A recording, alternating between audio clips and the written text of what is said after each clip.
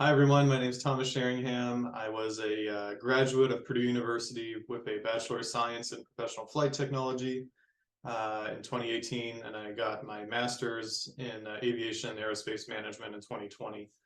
I've been working as an airline pilot since. I worked for Frontier Airlines for 2 years, and then I got hired by United Airlines this past March, flying on their narrow body domestic fleets, and then international fleets is what I just started on. I started off in my career as a flight instructor, where it's just kind of where a lot of us would begin. Once we have the knowledge, kind of the only way to really know that you have the knowledge is teach it to somebody else. So we do a lot of teaching for the undergrad students that are coming in, and there's the basics of flying are not super complex once you understand a couple fundamentals, but the study of the physics behind it kind of is one of the most fascinating things. So that study is called aerodynamics. That's the side of physics that we deal with a lot. So you spend a lot of time studying those. You spend a lot of time studying meteorology, which is the study of weather patterns. And understanding how the air that you're going to be evolving in really kind of is a fluid, which is kind of a weird concept when you first learn about it, and at least for me it was quite strange.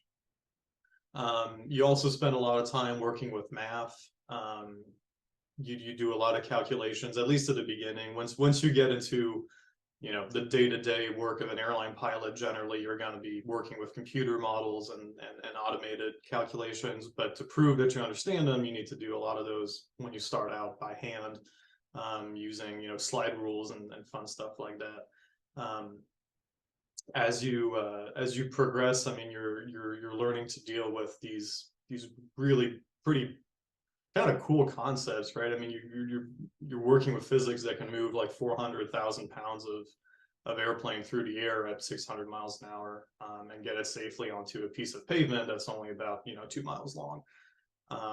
You do a lot of work also with interpersonal relationships. You have to know how to talk to people. You have to know how to interact with people.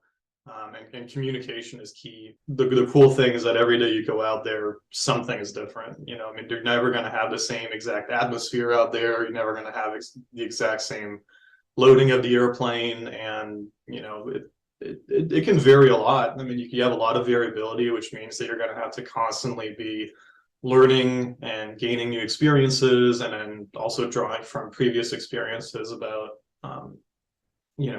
various situations.